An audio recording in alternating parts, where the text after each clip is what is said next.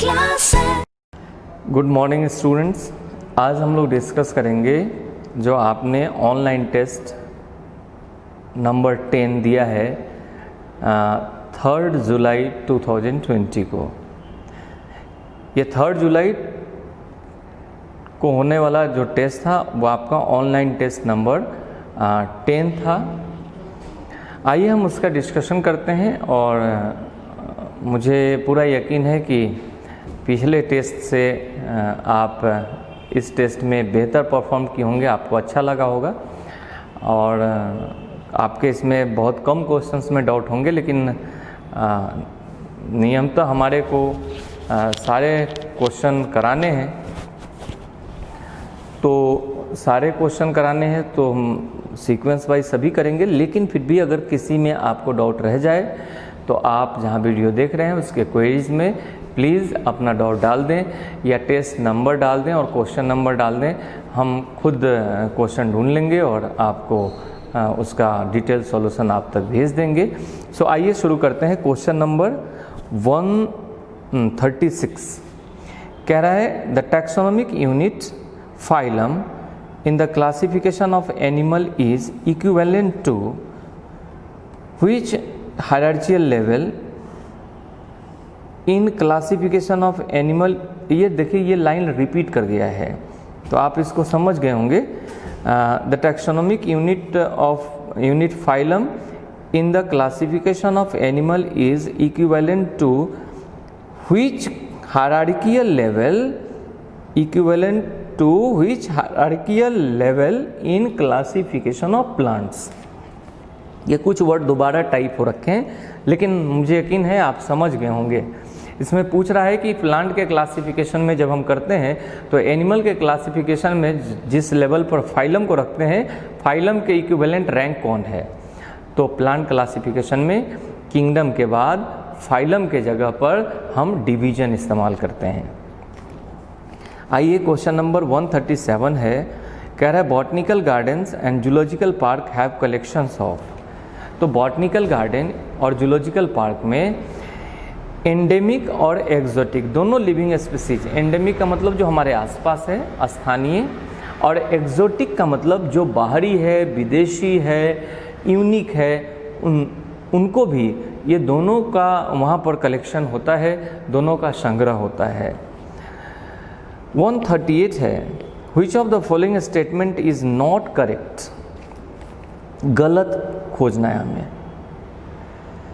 कह रहे goblet cells are present in the mucosa of intestine and secrete mucus. देखिए intestine के और स्टमक के म्यूकोसा में ये गॉबलेट सेल है जो म्यूकस सेक्रीट करती है और म्यूकस का प्रोटेक्टिव कोट भी बनता है। इसके अलावा इंटेस्टीन के डियोडेनम में, सिर्फ डियोडेनम के सब म्यूकोसा लेयर में यही एक ग्लैंड है, ब्रूनर्स ग्लैंड नाम है उसका।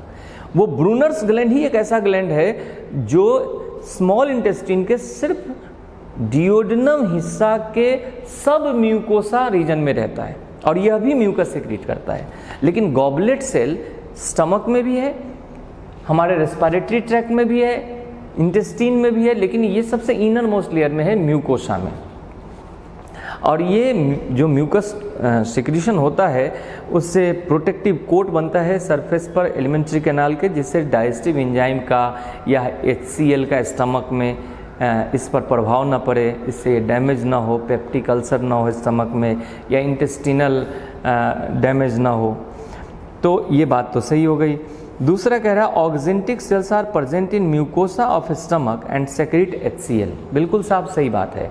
देखिए स्टमक में गैस्ट्रिक ग्लैंड है म्यूकोसा में, जो कि ब्रांच ट्यूबुलर ग्लैंड है, और उसी गैस्ट्रिक ग्लैंड में 3 तरह के सेक्रेटरी सेल्स हैं, जिसमें एक पेप्टिक सेल्स है जिसे चीफ सेल्स कहते हैं। वो चीफ सेल्स, वो peptic cells protein digestive enzyme release करती है इनएक्टिव फॉर्म में, जो बाद में चल के एक्टिव होती है, उसे कहते हैं हम पेप्सिनोजेन एंड प्रोरेनिन। दूसरी इस गैस्ट्रिक ग्लैंड के बेसल रीजन में सेक्रेटरी सेल्स है ये ऑक्जेंटिक सेल्स। ये oxyntic cells hydrochloric acid secrete करती है। इसके साथ साथ ये कास्टल इंट्रिंसिक फैक्टर भी रिलीज करती है, जो कास्टल इंट्रिंसिक फैक्टर विटामिन B12 के एब्जॉर्प्शन के लिए जरूरी होता है। अगर कास्टल इंट्रिंसिक फैक्टर की डेफिशिएंसी हुई, यानी स्टमक में इस गैस्ट्रिक ग्लैंड से ये सिक्रीशन नहीं हुआ, तो विटामिन B12 का एब्जॉर्प्शन नहीं होगा, यानी हमारे ब्लड को विटामिन B12 नहीं मिलेंगे या कम मिलेंगे। तो ऐसे कंडीशन में ये विटामिन B12 जानिए साइनोकोबालामाइन है और ये आरबीसीज के प्रॉपर मैच्योरेशन के लिए जरूरी होता है।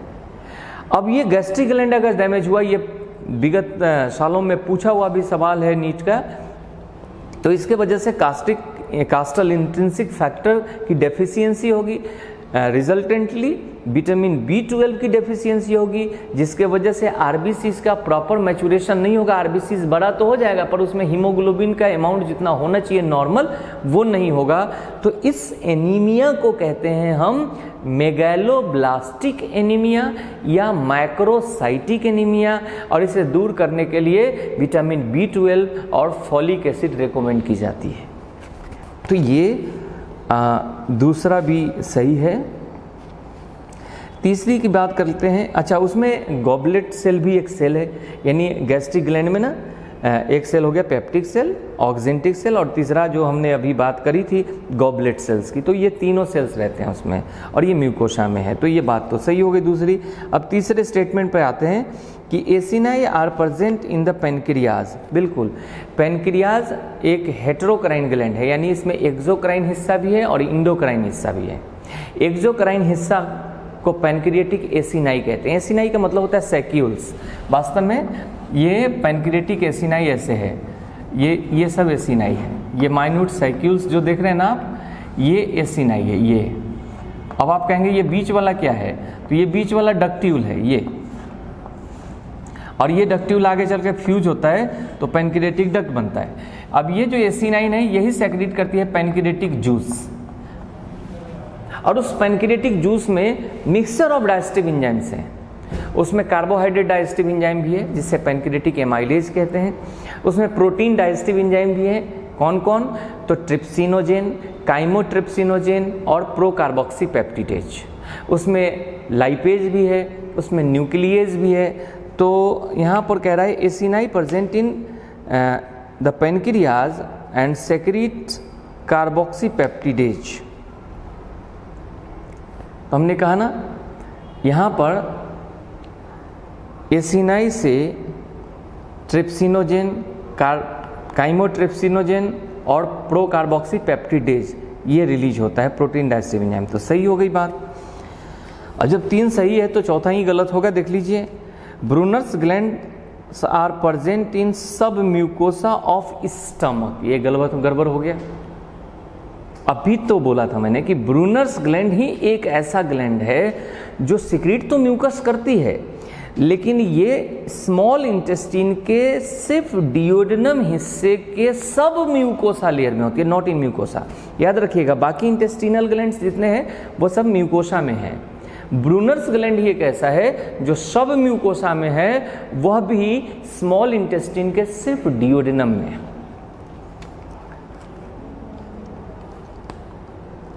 अब आते हैं, बात करते हैं हम लोग next question number 139। Which of the following statement is correct. यहाँ पर हमारे को करेक्ट ढूंढना है। पहला ऑप्शन कह रहा है brain is highly developed in birds. अब साहब ये तो पहले ही गड़बड़ लग रहा है। हाईली डेवलप्ड तो फिर हम बर्ड से पीछे हैं क्या? हमसे ज़्यादा तो ब्रेन बर्ड्स का नहीं डेवलप है ना। With corpus callosum connecting cerebral hemispheres. अब ये बात भी गलत है। 2 सेरिब्रल हेमिस्फीयर को जोड़ने वाला कॉर्पस कैलोसम ये मैमलियन ब्रेन का कैरेक्टर है, तो ये बात तो गलत हो गई। दूसरा कह रहा है option vertebrae of amphibians are heterocoelous और शैडल सेप्ट। अब मैं आपको बता दूं कि एम्फीबियंस जैसे फ्रॉग में लीजिए, तो फ्रॉग में टोटल 10 वर्टिब्री हैं। फ्रॉग में टोटल 10 वर्टिब्री हैं, क्योंकि फ्रॉग में नेक नहीं होता, टेल नहीं होता। हम लोगों में तो वर्टिब्रल कॉलम में 33 वर्टिब्री है, और ये जो सैक्रल और कोक्सीजियल फ्यूज है तो कुल मिला के देखेंगे तो 26 बोन्स हैं पर वर्टिब्री 33 हैं। और हमारे नेक रीजन में जो होता है वो सर्वाइकल वर्टिब्री है, इसमें तो नेक रिड्यूस है तो सर्वाइकल नहीं है। हालांकि इसके भी प्रथम वर्टिब्री को हम लोग एटलस ही कहते हैं। तो फ्रॉग की बात, चूँकि एम्फीबियन का बात है तो मैं फ्रॉग की बात कर लेता हूँ कि फ्रॉग में टोटल 10 वर्टिब्री हैं। अब 10 में जो लास्ट वन है, जो लास्ट में सबसे है, वो कोनिकल हो गया है, रॉड जैसा बन गया है और उसे हम बोलते हैं यूरो स्टाइल। तो अब वो 10 में से एक तो वो कोनिकल हो गया, उसे छोड़ दीजिए, बच गया 9, पहला से 9वीं तक। अब पहली तो एटलस है। अब ये जो एटलस है इसका जो देखिए वर्टिब्री का जो मेन पार्ट होता है उसको सेंट्रम कहते हैं, बॉडी। तो सेंट्रम का दोनों एंड, एंटीरियर और पोस्टीरियर एंड कॉन्वेक्स होता है। और ऐसा एंड अगर हो, दोनों एंड कन्वेक्स हो, तो इसे हम बोलते हैं एसिलस वर्टिब्रा है।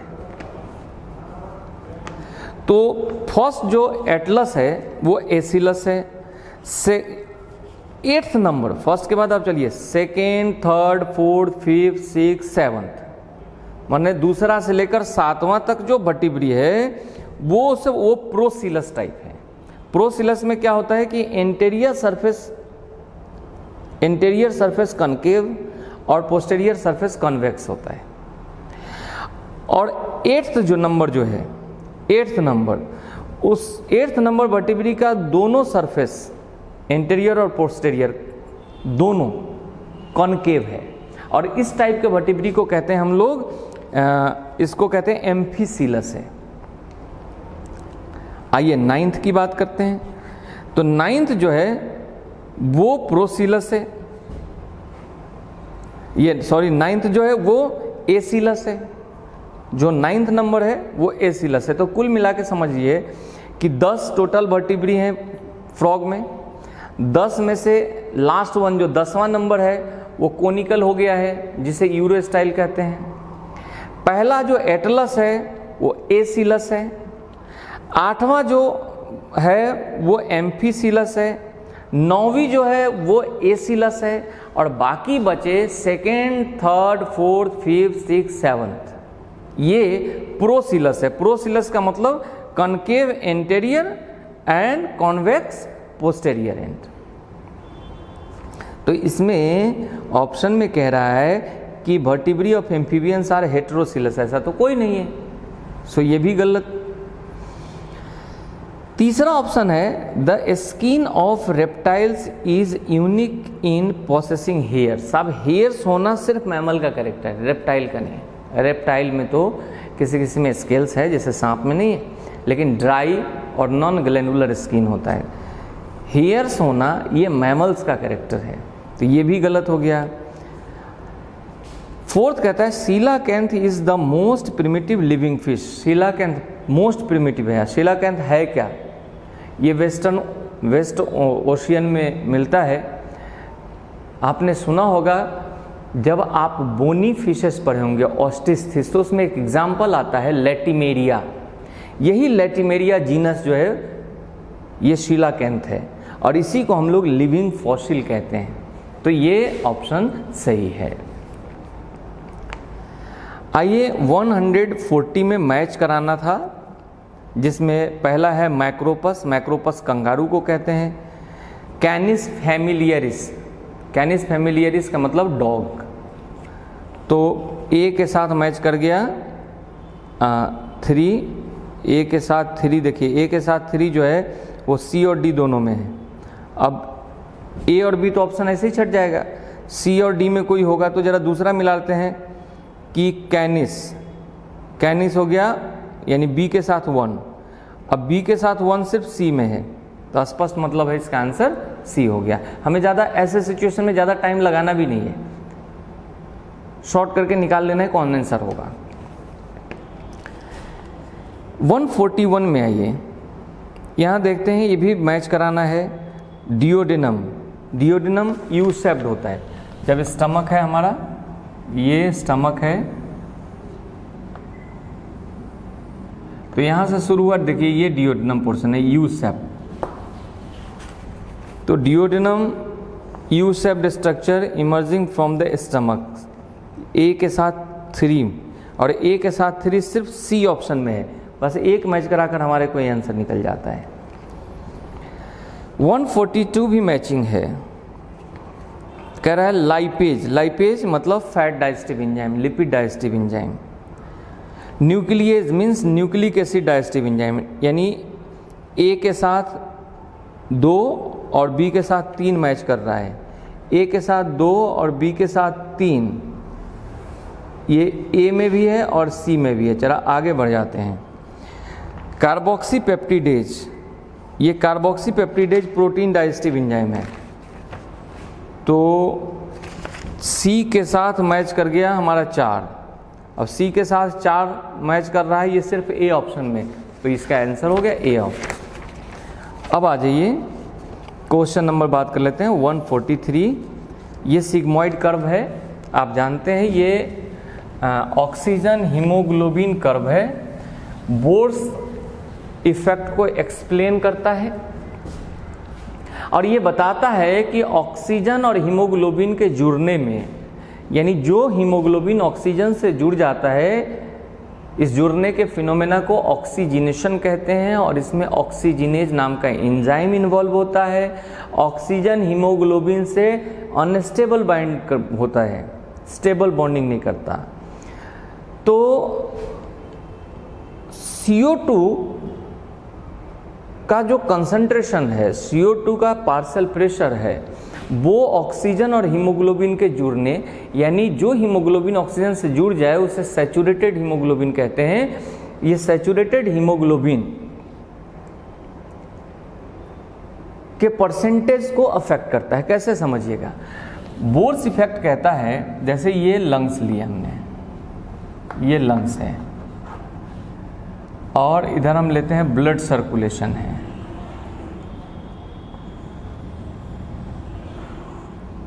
ये ब्लड सर्कुलेशन और ये टिश्यू है। हम जानते हैं बाहर से फ्रेश एयर आता है,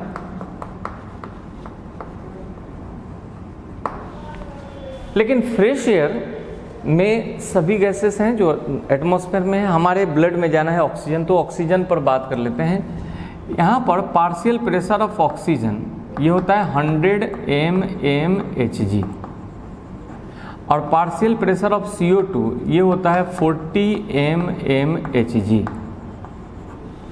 जबकि लंग्स के रीजन में जो ब्लड है उसमें पार्शियल प्रेशर ऑफ CO2 होता है 46 यानी 45 to 50 mmHg और पार्शियल प्रेशर ऑफ ऑक्सीजन होता है 40 mmHg।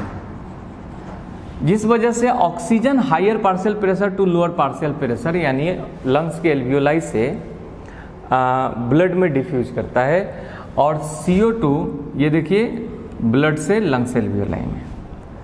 जब ये ऑक्सीजन आता है हमारा टिश्यूज तक, तो देखिए ये टिश्यू है, इस टिश्यू में पार्शियल प्रेशर ऑफ O2 होता है 40 mmHg और यहाँ PO2 होता है 95 mmHg। तो जाहिर सी बात है ये ऑक्सीजन कहाँ जाएगा, ब्लड से टिश्यू में, और यहाँ पर partial pressure of CO2 tissue में होता है 50 to 60 mmHg और यहाँ पार्शियल प्रेशर ऑफ CO2 होता है 40 mmHg।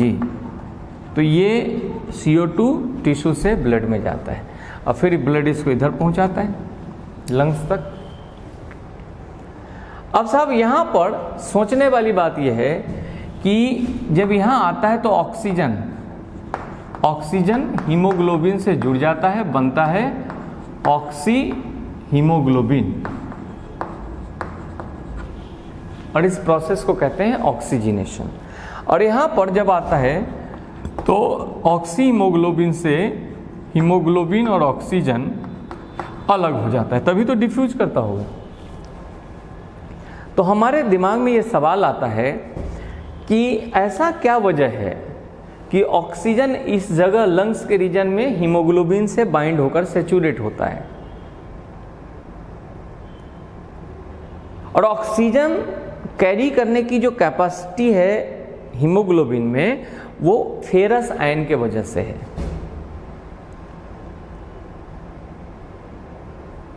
हीमोग्लोबिन में oxygen carrying ability ferrous ion से है, और एक हीमोग्लोबिन में 4 फेरस आयन होते हैं, इसलिए, और एक फेरस आयन से एक मॉलिक्यूल ऑक्सीजन बाइंड हो सकता है, इसलिए एक हीमोग्लोबिन से 4 मॉलिक्यूल ऑक्सीजन ट्रांसपोर्ट किया जाता है।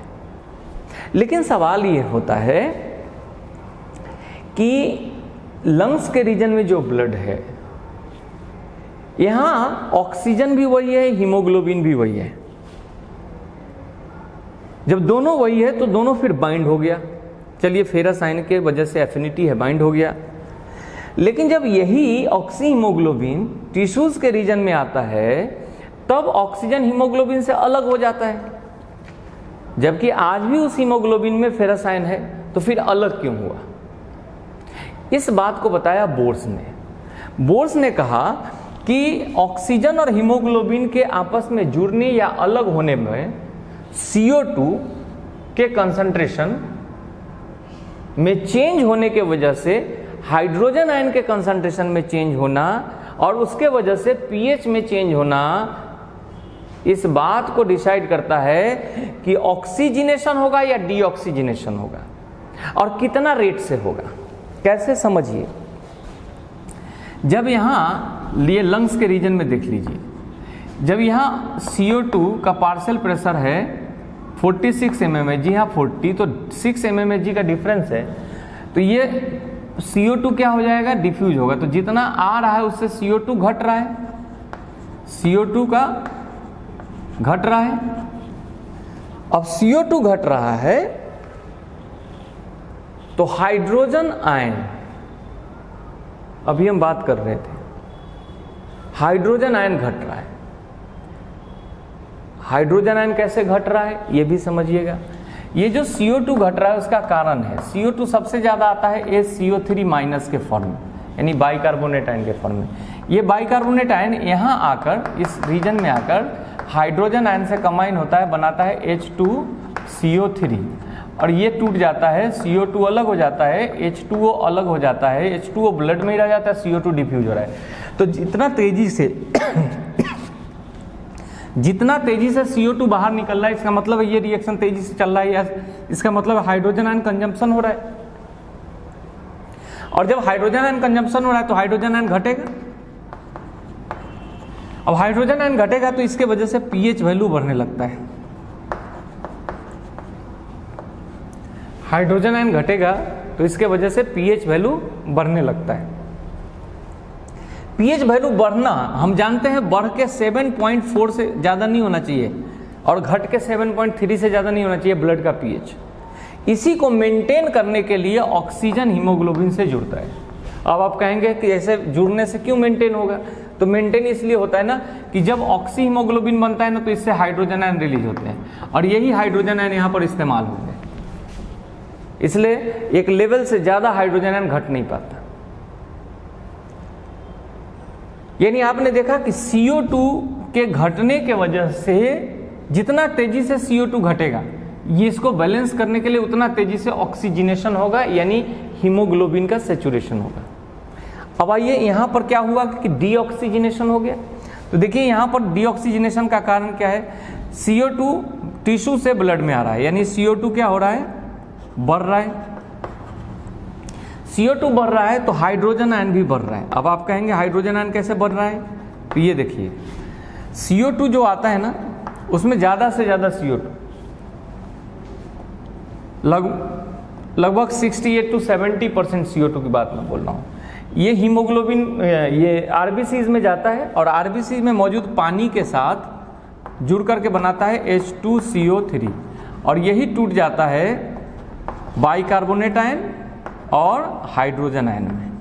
तो जितना CO2 इधर आएगा उतना हाइड्रोजन आयन प्रोड्यूस हुआ तो हाइड्रोजन आयन बढ़ा, और इसके वजह से pH वैल्यू घटने लगता है। लेकिन हमने कहा ब्लड एक बफर सोल्यूशन है, इसका pH वैल्यू 7.3 से नीचे नहीं आना चाहिए। तो अब नहीं आने के लिए ये हाइड्रोजन आयन का कंजम्पशन होना जरूरी है, क्योंकि हाइड्रोजन आयन बढ़ रहा है। इसी के वजह से ये डीऑक्सीजनेशन होता है। डीऑक्सीजनेशन से ये बैलेंस कैसे होगा, तो ये जो हाइड्रोजन आयन निकल रहा है ना, ये जब भी डीऑक्सीजनेशन होता है तो हाइड्रोजन आयन इसमें कंज्यूम होता है। यानी अब तो आप समझ गए कि ऑक्सीजनेशन का जो रेट है वो CO2 के घटने से बढ़ेगा और CO2 के बढ़ने से घटेगा। इसी को कर्व में दिखाते हैं, जिसे कहते हैं ऑक्सीजन हीमोग्लोबिन डिसोसिएशन कर्व, जो कर्व इसमें दिखाया हुआ है ये सिग्मोइड कर्व है। ये सिग्मोइड कर्व है क्योंकि जब नॉर्मली इधर लिखते हैं partial pressure of oxygen mmHg में, और इधर लिखते हैं परसेंट ऑफ हीमोग्लोबिन सैचुरेशन।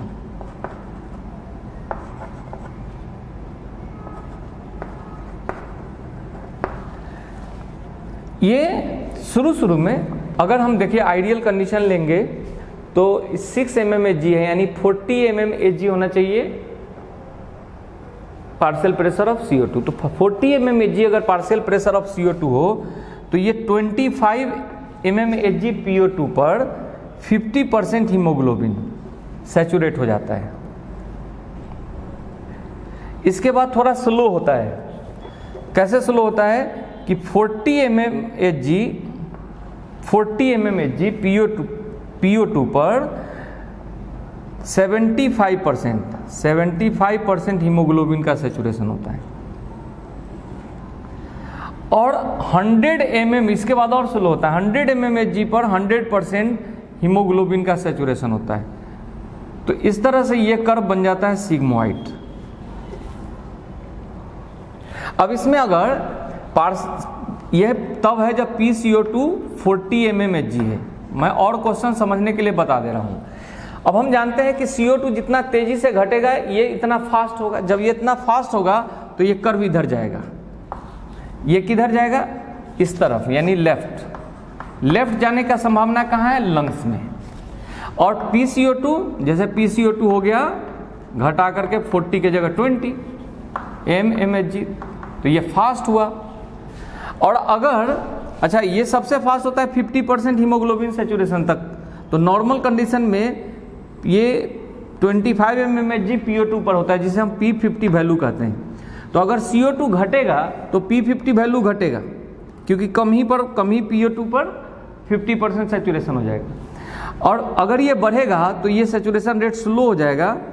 जैसे ये PCO2 हो गया 40 से 60 mmHg।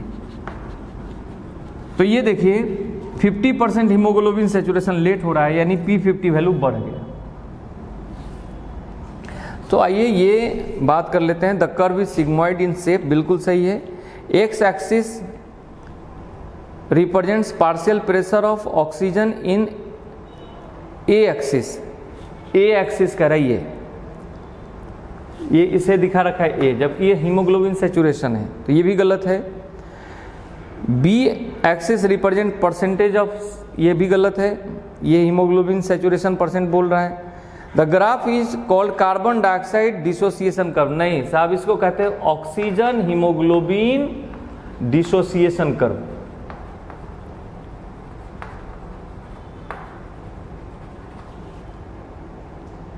तो इसमें एक चीज सही है और वो है ऑप्शन फर्स्ट।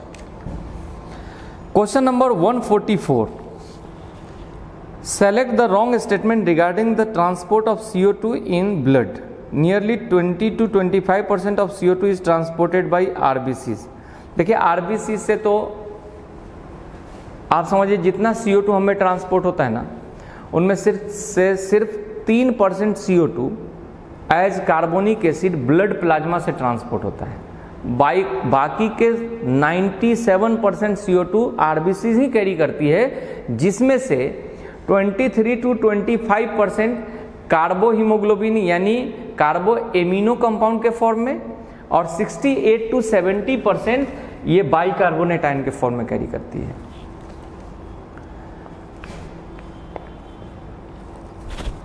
नियरली कह रहा है 20 to 25% of CO2 is transported by RBCs। तो RBCs में जो हीमोग्लोबिन है वही उसके अंदर परमानेंट है। बाइकार्बोनेट आयन बनने के बाद वो RBC से बाहर हो जाते हैं ये, और RBC से बाहर जब बाइकार्बोनेट आयन होते हैं ना, तो इसको मेंटेन करने के लिए इतना ही क्लोराइड आयन अंदर शिफ्ट होता है, जिसको क्लोराइड शिफ्ट या हैम्बर्गर शिफ्ट कहते हैं, तब pH मेंटेन होता है। तो बाइकार्बोनेट आयन बना RBC में लेकिन निकल गया, तो 97% CO2 का प्रोसेसिंग जो है वो RBCs में होता है, लेकिन उन 97% CO2 को RBC कैरी नहीं कर रहा है। RBC कैरी कर रहा है वही 23 to 25% जो कार्बो एमिनो कंपाउंड के फॉर्म में उसमें रह गया। बाकी जो 68 to 70% CO2 है वो गया था RBC में, वहाँ पर कार्बोनिक एसिड बना, हाइड्रोजन आयन और बाइकार्बोनेट आयन में वो टूटा, और फिर वहाँ से वो बाहर आ गया ब्लड प्लाज्मा में। तो उसको भी कैरी किया कौन? Blood plasma.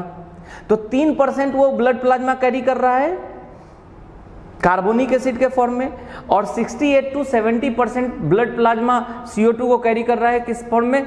एज बाइकार्बोनेट के फॉर्म में। सिर्फ बच गया 20-25% जो RBCs में रह गया, हीमोग्लोबिन के एमिनो ग्रुप से जुड़ा हुआ, वही RBCs कैरी कर रहा है। तो ये सही हो गया। अब 70% of CO2 is carried by blood as bicarbonate. तो अभी हमने कहा ही transport CO2 by blood is much easier than that of O2 due to high solubility of CO2। बिल्कुल सही बात है। CO2 is carried by haemoglobin as carboxy haemoglobin. देखिए CO2 कार्बोक्सी हीमोग्लोबिन, यही गलत है, कार्बो हीमोग्लोबिन। कार्बन मोनोऑक्साइड और haemoglobin मिलता है तब बनता है कार्बोक्सी हीमोग्लोबिन, और ये हमारे लिए जहर है, क्योंकि कार्बन मोनोऑक्साइड हीमोग्लोबिन से परमानेंट बाइंडिंग कर लेता है, और जो हीमोग्लोबिन कार्बन मोनोऑक्साइड से बाइंड हो गया यानी कार्बोक्सी हीमोग्लोबिन बन गया, वो अब ऑक्सीजन कैरी करने की क्षमता खो देता है। और एक बात और जान लीजिए कि नॉर्मल बॉडी टेम्परेचर पर हमारे हीमोग्लोबिन में ऑक्सीजन के लिए जितनी एफिनिटी है उससे 210 गुना ज्यादा एफिनिटी कार्बन मोनोऑक्साइड के लिए है। आइए question number 145। ECG depict the depolarization and repolarization processes during the cardiac cycle in the ECG of a normal healthy individual. One of the following waves is not represent। तो ECG में देखिए जब इसमें बनता है वेव कौन कौन, एक PQRST, PQRST। P रिप्रेजेंट करता है एट्रियल सिस्टोल को, यानी एट्रियल डीपोलराइजेशन को। QRS ये दिखाता है वेंट्रिकुलर सिस्टोल को, यानी वेंट्रिकुलर डीपोलराइजेशन को, और T दिखाता है वेंट्रिकुलर रीपोलराइजेशन को, यानी जिस समय वेंट्रिकुलर डीपोलराइजेशन हो रहा है उसी समय हो जाता है एट्रियल रीपोलराइजेशन। तो इसमें तो ये दिखाया एट्रियल डीपोलराइजेशन, ये दिखाया वेंट्रिकुलर डीपोलराइजेशन, और T दिखाया वेंट्रिकुलर रीपोलराइजेशन। यहाँ पर लिखा है रीपोलराइजेशन ऑफ एट्रिया, एट्रिया मतलब ऑरिकल्स, ये तो कहीं नहीं है। 146 है which one of the following type of cell lack nucleus. देखिए हम लोगों का मैमेलियन RBCs में न्यूक्लियस नहीं होता है एक्सेप्ट कैमेलिडी फैमिली, तो ये एक्सेप्शन है। नॉर्मली बात करें तो मैमल का RBC ई न्यूक्लिएटेड है। हालांकि जिस समय RBC बनता है उस समय न्यूक्लियस रहता है, लेकिन जैसे जैसे मैच्योर होता है न्यूक्लियस और सेल ऑर्गेनेल्स खत्म हो जाते हैं।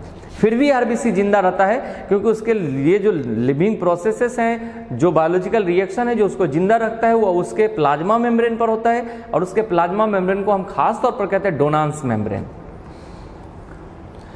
क्वेश्चन नंबर 147 है match the accessory excretory organ in column 1 and products given in column 2 and select the correct option. देखिए लीवर एक्सक्रीट करता है बिलिरुबिन और बिलिवर्डिन।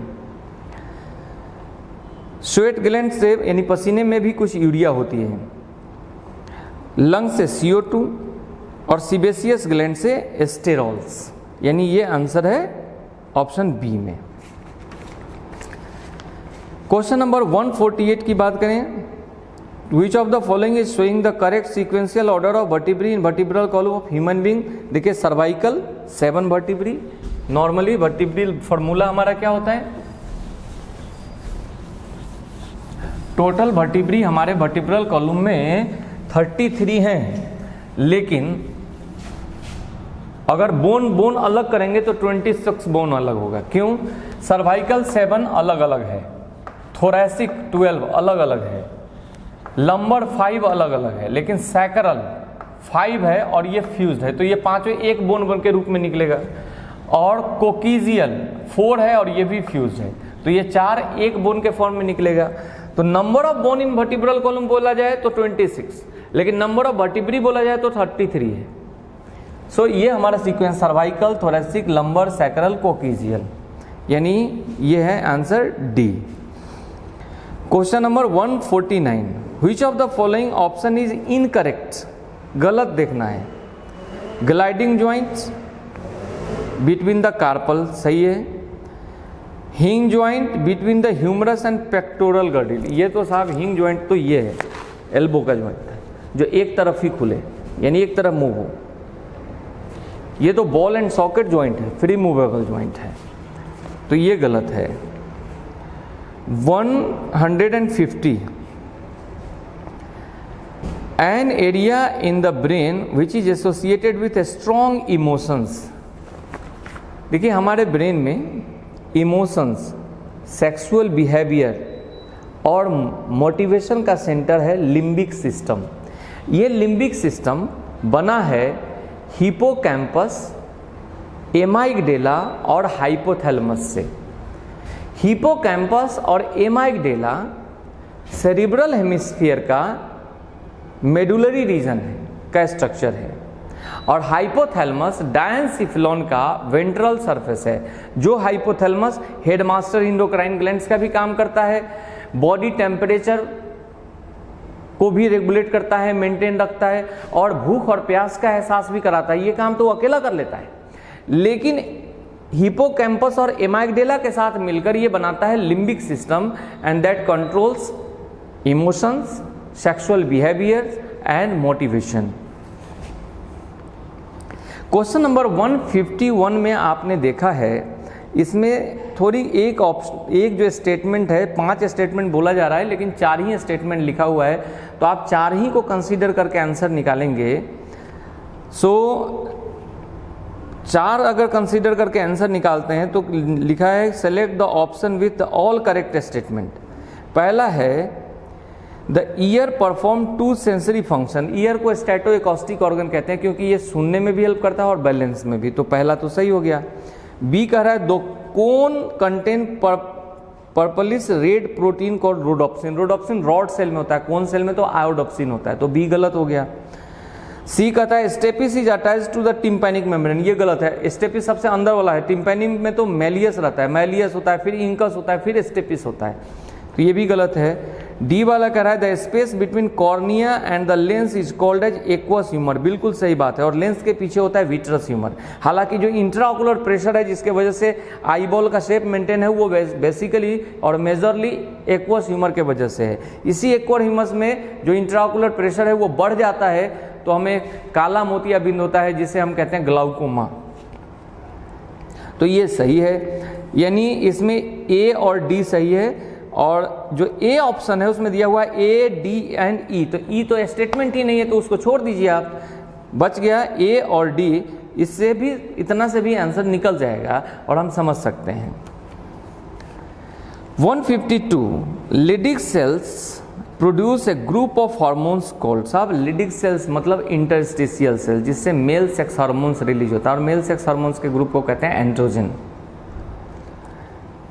इसमें टेस्टोस्टेरोन है, एंड्रोस्टेनेडियोन है, डिहाइड्रोइप्लांड्रोस्टेरोन है।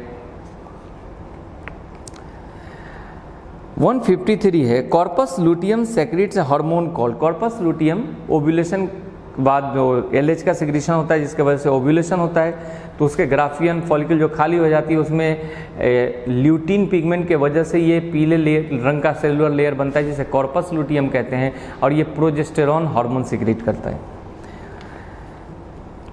154 the male gametes of rice plant have 12 chromosome in their nucleus. The chromosome number in female gamete, तो gamete में 12 है मेल में, तो फीमेल में भी 12 होगा। जाइगोट में 24 and the cell of seedling, जो सीड बनाने वाली सेल है उसमें भी 24, तो डिप्लॉइड होंगे। इंडोस्पर्म की बात नहीं हो रही है, ये वो जो एम्ब्रियोनिक सेल है उसकी बात हो रही है। 155 given below are a few statements related to external fertilisation, choose the correct statements. The male and female gametes are formed and released simultaneously. और साहब एक्सटर्नल फर्टिलाइजेशन में साइमल्टेनियसली रिलीज होगा ना, मेल गैमेट कहीं और फीमेल गैमेट कहीं और जाएगा। एक्सटर्नल फर्टिलाइजेशन होता है तो फर्टिलाइजेशन होने का चांस ही घट जाएगा, तो ये तो बात गड़बड़ लग रही है मुझे। दूसरा, only a few gametes are released into the, इसमें हमें कह रहा है only a few gametes are released into the medium. Water is the medium in a majority of organisms exhibiting external fertilization। बिल्कुल सही बात है। एक्सटर्नल फर्टिलाइजेशन तो पानी में ही होता है। Offsprings formed as a result of external fertilisation have better chance of survival than those formed inside the organisms. अब ऑफ स्प्रिंग्स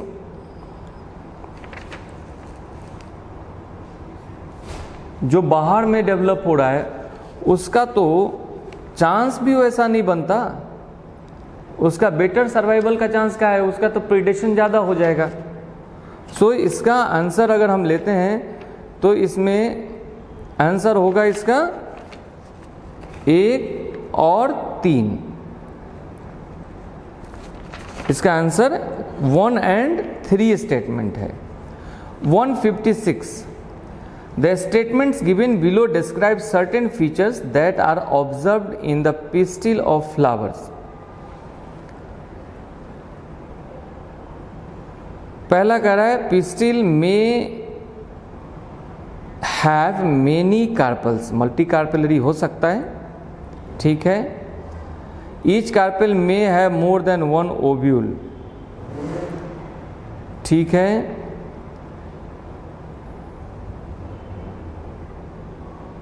अच्छा, ट्रू ही पूछ रहा है तो चलिए ये भी true. Each carpel has only one ovule, जरूरी नहीं है, तो उसका उल्टा बोल दिया दोनों बातें, तो ये 1 और 2 सही है। 157 में ये डायग्राम दिया हुआ है, आप डायग्राम में मैच कराइएगा। डी में जो दिया हुआ है इम्ब्रियो है, ए में जो दिया हुआ है वो अम्बिलिकल कॉर्ड है, सी में जो दिया हुआ है वो एक्स्ट्रा एम्ब्रियोनिक किडनी जिसे एलेंटॉइस कहते हैं, ये सॉरी सी में जो दिया हुआ है वो योल्क सैक है। योल्क सैक जो जहाँ से सबसे पहले हीमोपायसिस शुरू होता है, और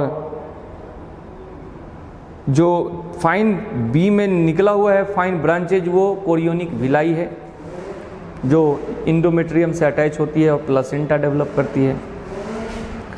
158 consider the following statements,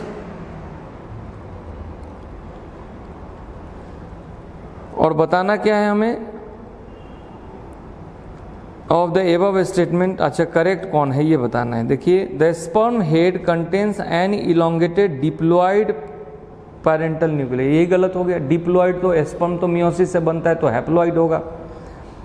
B कह रहा है the process of formation of mature female gamete is called oogenesis, सही बात है, फीमेल गैमेट एक बनने को oogenesis कहते हैं। सी कह रहा है the secondary oocyte is covered by a membrane zona pellucida, बिल्कुल 3 लेयर होते हैं इसमें, कोरोना रेडिएटा, जोना पेलुसिडा और विटेलाइन मेम्ब्रेन। और डी कह रहा है the middle piece of sperm possesses numerous Golgi body. नहीं, गोल्जी बॉडी एक्रोसोम में होता है सबसे टॉप पे। तो यहाँ पर कौन कौन सही हो गया, B and C are correct.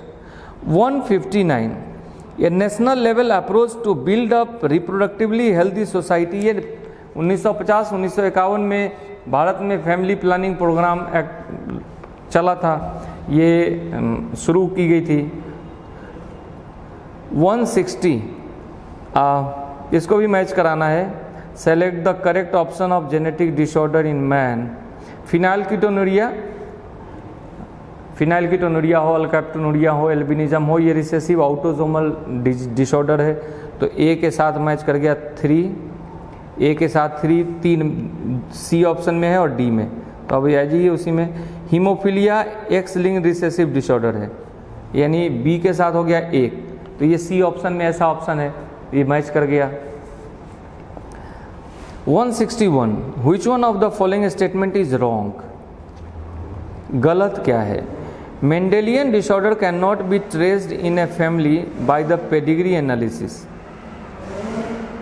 अब पेडिग्री एनालिसिस करते ही तो इसलिए हैं, और आप कह रहे हैं कि नहीं कर सकते, यही तो रॉन्ग है।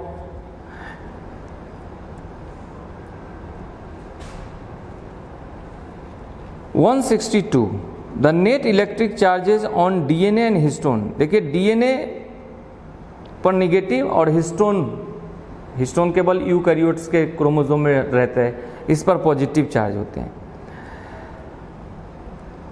163 the promoter site and the terminator site for transcription are located eight.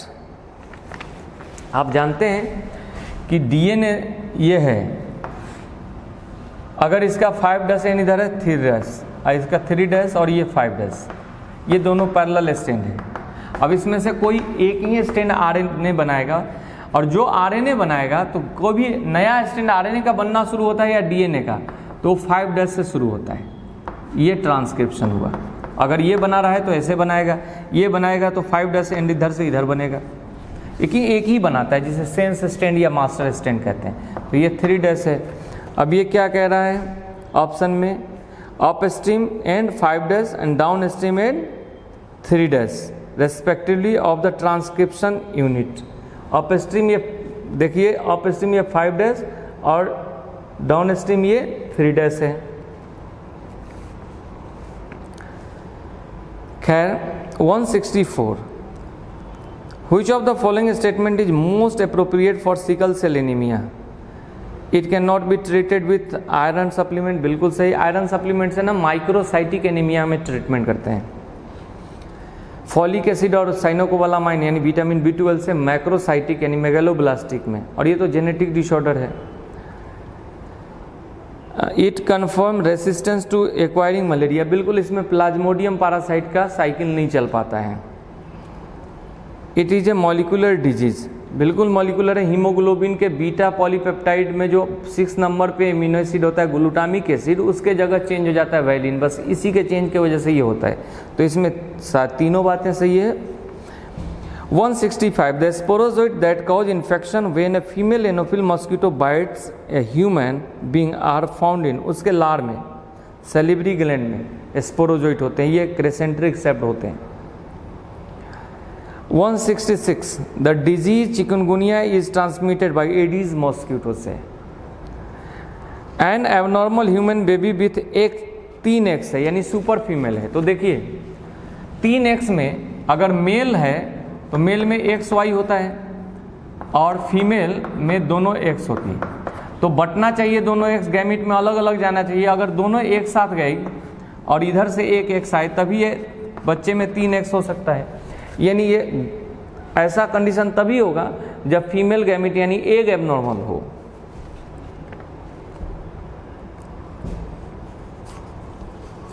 Next की बात कर लें 168 पर आइए।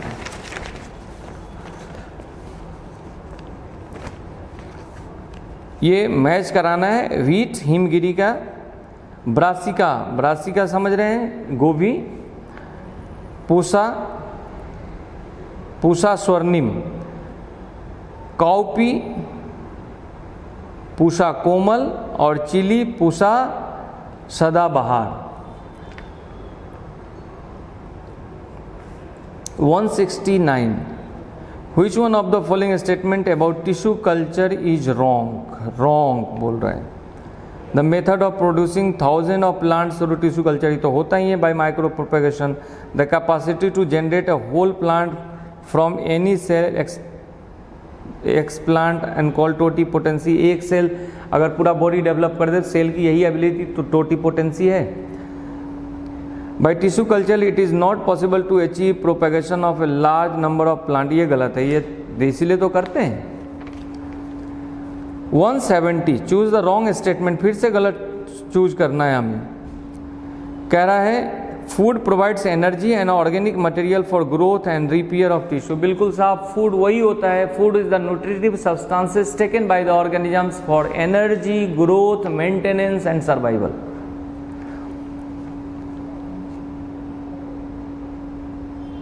दूसरा ऑप्शन करा है the opening of stomach into duodenum is guarded by cardiac sphincter. देखिए स्टमक का ये पोर्शन होता है कार्डियक और ये नीचे वाला पाइलोरिस, ये कार्डियक। तो यहाँ रहता है कार्डियक स्फिंक्टर और ये डियोडेनम में खुलता है ना, तो यहाँ पर होता है pyloric sphincter.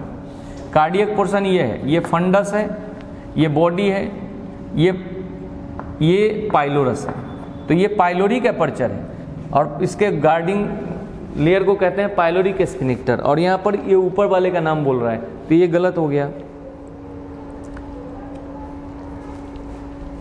171 identify the respiratory organ with its correct matching of examples. Tracheal tubules, tracheal respiration insect का करेक्टर है, जैसे कॉकरोच में भी पढ़े, तो ये तो मिल गया, यही मिल गया। 172 the cells involved in inflammatory reaction. Inflammatory reaction में इन्फ्लामेटरी सब्सटेंस रिलीज होता है जिसे कहते हैं हिस्टामिन। ये हिस्टामिन मास्ट सेल से रिलीज होता है, हमारे बेसोफिल से रिलीज होता है, तो यहाँ बेसोफिल्स हो जाएगा। The second heart sound dub, ध्यान रखिए ये second heart sound ventricular repolarisation के स्टार्टिंग में होता है और ये सेमिलुनर वाल्व के बंद होने से होता है। ये second heart sound high pitched होता है, लाउडर होता है, शार्पर होता है, लेकिन शॉर्ट ड्यूरेशन का होता है। फर्स्ट हार्ट साउंड होता है जब वेंट्रिकुलर कंट्रैक्शन शुरू होता है, स्टार्ट होता है उसी समय, और वो फर्स्ट हार्ट साउंड लो पिच्ड है, बहुत लाउडर तो नहीं है लेकिन लंबा ड्यूरेशन का है। वो होता है बाइकस्पिड और ट्राइकस्पिड वाल्व के बंद होने से। यहाँ सेकेंड हार्ट साउंड है, that is due to closure of the semilunar valves during beginning of the ventricular repolarization. 174 which one of the following is not a disorder of bone। देखिए atherosclerosis, ये atherosclerosis bone का disorder नहीं है। ये जब fat ज़्यादा हो जाता है ना, ये नीचे कैल्शियम या फैट का लेयर बन जाता है आर्टरीज में, जिसके वजह से ल्यूमेन का डायमीटर छोटा हो जाता है और हाइपरटेंशन हो जाता है, इसे कहते हैं एथेरोस्क्लेरोसिस।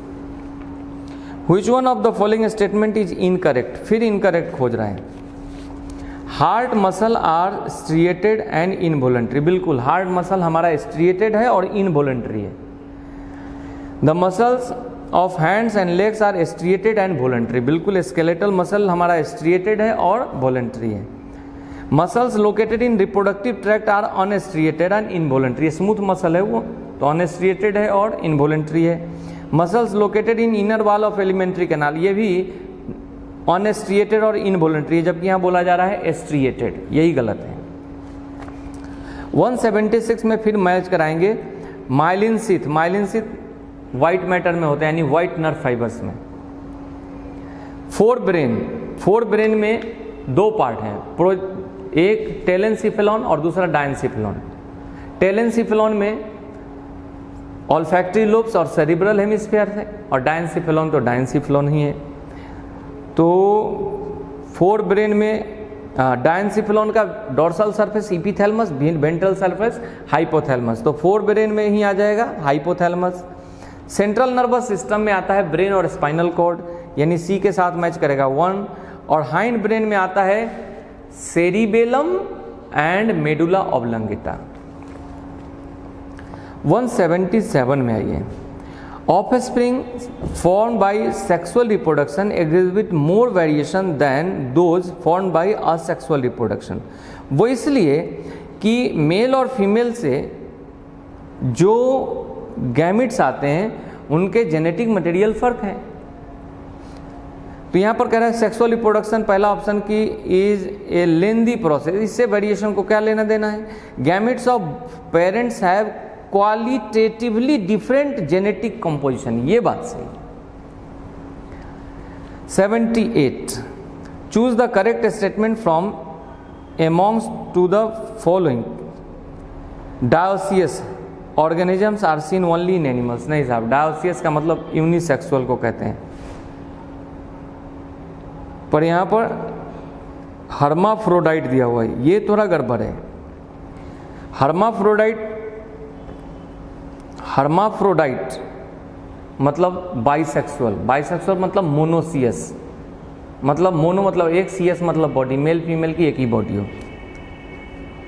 चलिए खैर ये तो करेक्ट ढूंढना है, तो ऐसे भी ये गलत है। Dioecious organisms are seen only in plants, जरूरी थोड़ी है। प्लांट में तो कम ही प्लांट डायोसियस यानी यूनिसेक्सुअल होते हैं, ज़्यादा तो मोनोसियस होते हैं। लेकिन यहाँ कह रहा है कि dioecious organisms are seen only in plants, ये तो और बड़ा गड़बड़ है। हालांकि प्लांट भी यूनिसेक्सुअल है और बाइसेक्सुअल है, एनिमल भी यूनिसेक्सुअल है और बाइसेक्सुअल है। प्लांट में ज़्यादा प्लांट बाइसेक्सुअल यानी मोनोसियस है, कम डायोसियस यानी यूनिसेक्सुअल है। एनिमल में ज़्यादा हायर एनिमल्स जो हैं वो डायोसियस हैं, जैसे हम लोग हैं यूनिसेक्सुअल हैं। कम कुछ लोअर एनिमल्स हैं जो हर्माफ्रोडाइट हैं यानी मोनोसियस हैं यानी बाइसेक्सुअल हैं। 179 the chromosome in which centromere is situated close to one end, one end पर नहीं, one end के नज़दीक, ऐसे जिसमें एक आर्म बहुत बड़ा होगा एक आर्म बहुत छोटा होगा, तो इसे कहते हैं हम लोग एक्रोसेंट्रिक। अगर ये यहाँ रहता एंड पर तो टेलोसेंट्रिक, अगर मिडिल में होता तो मेटासेंट्रिक, और मिडिल से थोड़ा हट के होता तो सब metacentric. Question number 180 and last. Read the following 5 statements A to E and select the option with all correct statement। ठीक है। In plants, growth by cell division is seen only up to a certain age in their life span। सब ये तो गलत है, plant में तो through out life होता है, थ्रू आउट लाइफ ग्रोथ होता है। B fungi multiply and spread easily due to millions of asexual spores, सही बात है। सी है reproduction can not be an all inclusive defining characteristic of living organism, बिल्कुल ऐसा नहीं है जो लिविंग जो रिप्रोड्यूस कर पा रहा है वही लिविंग है, तो जो स्टेराइल एनिमल है वो तो डेड हो जाएंगे, उनको तो हम नॉन लिविंग कहने लगेंगे। रिप्रोडक्शन ऑर्गेनिजम्स का मोस्ट इंपॉर्टेंट कैरेक्टर है, पर रिप्रोडक्शन के बेसिस पर आप लिविंग और नॉन लिविंग को डिफ्रेंशिएट ना करें। सो बी सही हुआ, सी सही हुआ। अब आ जाइए डी में, growth is taken as the only defining property of living organisms. साहब ग्रोथ का मतलब समझना पड़ेगा, ग्रोथ तो हम पैसे में भी बोल देते हैं, इन्वेस्टमेंट है तो बहुत ग्रोथ हो गया है, लेकिन लिविंग और नॉन लिविंग के ग्रोथ में फर्क है। और यहां पर वो चीज दिया हुआ नहीं है, growth is taken as the only defining property. Only defining property केवल ग्रोथ के बेसिस पर आप किसी का डिफाइन कर लेंगे तो एनिमल का ग्रोथ तो सर्टेन एज तक होता है, उसके बाद तो रुक जाता है।